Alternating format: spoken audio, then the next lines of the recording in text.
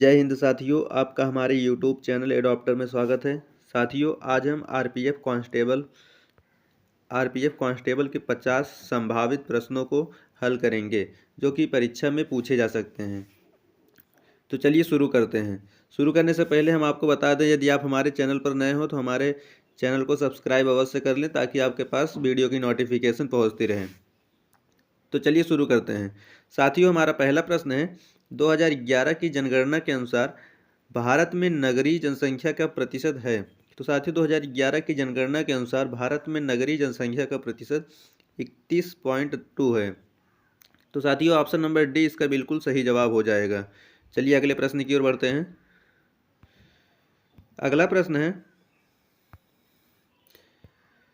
राष्ट्रीय जनगणना 2011 के अनुसार 6 वर्ष से कम आयु के बच्चों का लिंगानुपात है।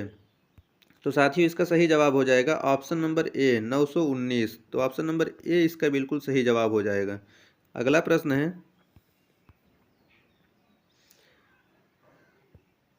1712 ईस्वी में सिंध पर अरबों के आक्रमण के समय वहां का शासक कौन था। तो साथियों, जब 1712 ईस्वी में सिंध पर अरबों का आक्रमण हुआ था तो उस समय वहां का शासक जो था दाहिर था। तो ऑप्शन नंबर बी इसका बिल्कुल सही जवाब हो जाएगा। अगला प्रश्न है, उस शासक का क्या नाम है जिसने विजय स्तंभ टावर ऑफ विक्ट्री का निर्माण कराया था। तो साथ ही इसका सही जवाब हो जाएगा option number A Rana Kumbha. Rana Kumbha जो था यह विजय स्तंभ का निर्माण कराया था। तो ऑप्शन नंबर ए इसका बिल्कुल सही जवाब हो जाएगा। अगला प्रश्न है, पृथ्वीराज रासो निम्नलिखित में से किसने लिखा था। तो साथ ही पृथ्वीराज रासो जो है चंद बरदाई के द्वारा लिखा गया था। तो ऑप्शन नंबर सी इसका बिल्कुल सही जवाब हो जाएगा। अगला प्रश्न है, दिलवाड़ा मंदिर कहाँ पर स्थित है। तो साथियों, दिलवाड़ा मंदिर जो है यह माउंट आबू पर्वत पर स्थित है। तो ऑप्शन नंबर डी इसका बिल्कुल करेक्ट जवाब हो जाएगा। अगला प्रश्न है, लिंगराज मंदिर की नींव किसने डाली थी। तो साथियों, लिंगराज मंदिर की नींव जो है यह ययाति केसरी ने डाली थी। तो ऑप्शन नंबर ए इसका बिल्कुल सही जवाब हो जाएगा। अगला प्रश्न है, हिंदू विधि पर एक पुस्तक मिताक्षरा किसने लिखी। तो साथियों, मिताक्षरा जो है यह विज्ञानेश्वर के द्वारा लिखी गई थी। तो ऑप्शन नंबर सी इसका बिल्कुल करेक्ट जवाब हो जाएगा। अगला प्रश्न है, अगला प्रश्न साथियों, पानीपत का प्रथम युद्ध कब हुआ था। तो साथियों, पानीपत का प्रथम युद्ध जो है यह 21 अप्रैल 1526 ईस्वी में हुआ था। तो ऑप्शन नंबर बी इसका बिल्कुल करेक्ट जवाब हो जाएगा। साथियों, पानीपत के 3 युद्ध हुए थे, फर्स्ट, सेकेंड और थर्ड, जिसमें से पहला हुआ था 1526, दूसरा हुआ था 1556 में और तीसरा हुआ था 1761 ईस्वी में। तो इस प्रकार 3 युद्ध हुए थे पानीपत के। चलिए अगले प्रश्न की ओर बढ़ते हैं। अगला प्रश्न है, भारत में ग्रांड ट्रंक रोड किसने बनवाया था। तो साथियों, ग्रांड ट्रंक रोड जो है यह शेरशाह सूरी ने बनवाया था। तो ऑप्शन नंबर बी इसका बिल्कुल सही जवाब हो जाएगा। अगला प्रश्न है, दीन इलाही नामक नया धर्म किसके द्वारा शुरू किया गया था। तो साथियों, दीन इलाही धर्म जो है यह अकबर के द्वारा शुरू किया गया था। तो ऑप्शन नंबर सी इसका बिल्कुल करेक्ट जवाब हो जाएगा। अगला प्रश्न है, हुमायूं नामा किसने लिखा था। तो साथियों, हुमायूं नामा जो है यह गुलबदन बेगम के द्वारा लिखा गया था। तो ऑप्शन नंबर ए इसका बिल्कुल करेक्ट जवाब हो जाएगा। अगला प्रश्न है, किस मुगल बादशाह ने जजिया नामक कर पुनः लगाया। तो साथियों, जजिया नामक कर पुनः औरंगजेब ने लगाया था। तो ऑप्शन नंबर सी इसका बिल्कुल करेक्ट जवाब हो जाएगा। अगला प्रश्न है, रेगुलेटिंग एक्ट कब पारित किया गया था। तो साथियों, रेगुलेटिंग एक्ट जो है यह 1773 ईस्वी में पारित हुआ था। तो ऑप्शन नंबर ए इसका बिल्कुल करेक्ट जवाब हो जाएगा। अगला प्रश्न है, मार्ले मिंटो यानी कि मिंटो मार्ले मिंटो सुधार का उद्देश्य क्या था। तो साथियों, मार्ले मिंटो सुधार का उद्देश्य जो था यह पृथक निर्वाचन प्रणाली इसका उद्देश्य था, जिसको साथियों 1909 ईस्वी में लाया गया था मार्ले मिंटो सुधार। अगला प्रश्न है, संविधान सभा की प्रारूप समिति द्वारा प्रस्तुत प्रारूप संविधान में कितनी अनुसूचियां थी। तो साथियों, यह पूछ रहा है कि मूल संविधान में कितनी अनुसूचियां थी। तो साथियों, मूल संविधान में 8 अनुसूचियां थी और वर्तमान में टोटल अनुसूचियों की संख्या जो है 12 है, जिसमें से 9वीं, 10वीं और 11वीं और 12वीं बाद में जोड़ी गई। 9वीं जो साथियों पहले संविधान संशोधन के द्वारा जोड़ी गई, और 10वीं जो है साथियों ये 10वीं जो है यह 52वीं संविधान संशोधन के द्वारा जोड़ी गई थी, और 11वीं जो है यह 73वीं संविधान संशोधन, और 12वीं जो है 74वीं संविधान संशोधन के द्वारा जोड़ी गई थी। चलिए अगले प्रश्न की ओर बढ़ते हैं। अगला प्रश्न है साथियों, 73वें संविधान संशोधन अधिनियम द्वारा भारतीय संविधान में कौन सी अनुसूची जोड़ी गई? तो साथियों 73वें संविधान संशोधन के द्वारा भारत में जो है भारतीय संविधान में 11वीं अनुसूची जोड़ी गई थी। तो ऑप्शन नंबर सी इसका बिल्कुल करेक्ट जवाब हो जाएगा। और 9वीं अनुसूची जो है यह पहली संविधान संशोधन के द्वारा, 10वीं जो है यह 52वीं संविधान संशोधन के द्वारा, और 12वीं जो है यह 74वें संविधान संशोधन के द्वारा जोड़ा गया था। चलिए अगले प्रश्न की ओर बढ़ते हैं। अगला प्रश्न है, संविधान के किस अनुच्छेद में यह अंकित है कि इंडिया अर्थात भारत जो है राज्यों का एक संघ होगा? तो साथ ही इसका सही जवाब हो जाएगा ऑप्शन नंबर ए, अनुच्छेद 1 में। तो ऑप्शन ए इसका बिल्कुल करेक्ट जवाब हो जाएगा। अगला प्रश्न है,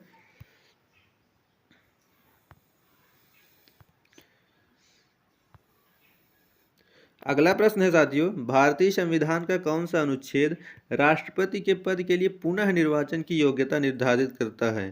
तो साथियों इसका सही जवाब हो जाएगा ऑप्शन नंबर डी, अनुच्छेद 57। चलिए अगले प्रश्न की ओर बढ़ते हैं। अगला प्रश्न है, मौलिक अधिकार के अंतर्गत कौन सा अनुच्छेद बच्चों के शोषण से संबंधित है? तो साथियों इसका सही जवाब हो जाएगा ऑप्शन नंबर डी, अनुच्छेद जो 24 है यह बच्चों के शोषण से संबंधित है। तो ऑप्शन डी इसका बिल्कुल सही जवाब हो जाएगा। अगला प्रश्न है,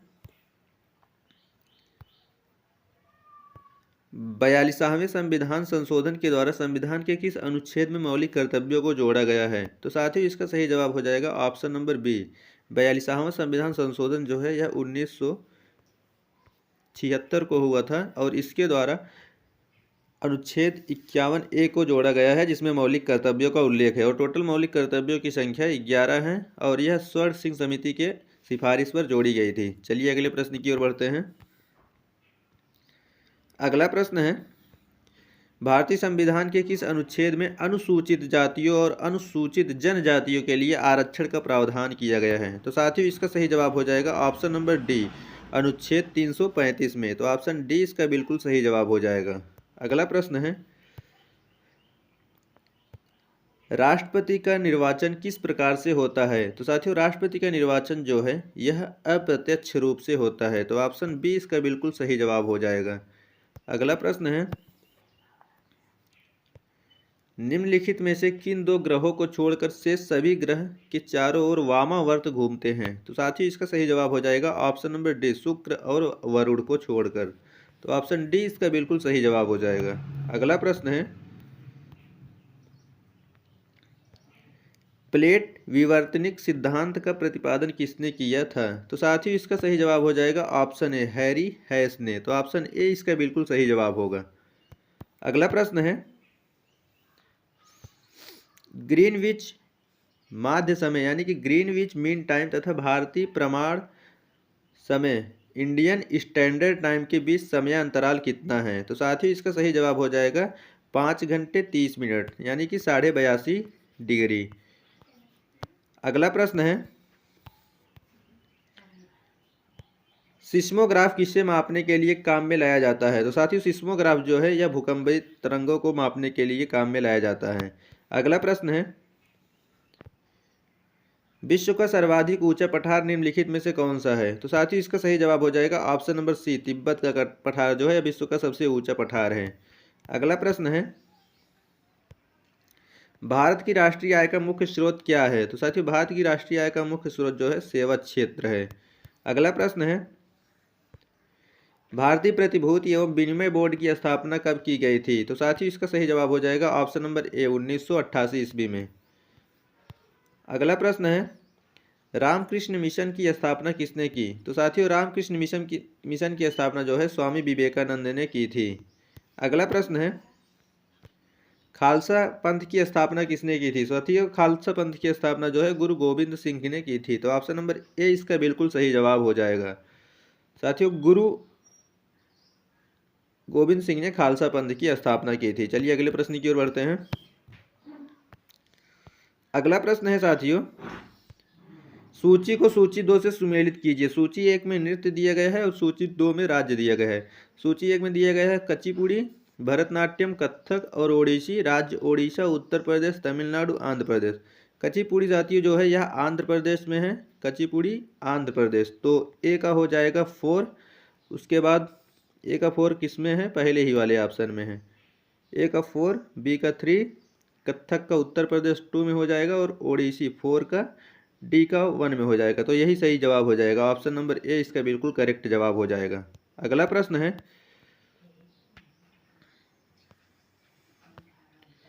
अगला प्रश्न है साथियों, बाउल गायन कहाँ एक लोक रूप है, लोक नृत्य है। तो साथियों इसका सही जवाब हो जाएगा ऑप्शन नंबर बी, बंगाल का जो है बाउल गायन है।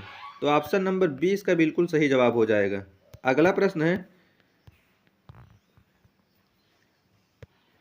सुप्रसिद्ध ठुमरी गायिका गिरिजा देवी का संबंध किससे है। तो साथियों इसका सही जवाब हो जाएगा ऑप्शन नंबर ए, बनारस घराने से। तो ऑप्शन नंबर ए इसका बिल्कुल सही जवाब हो जाएगा। अगला प्रश्न है,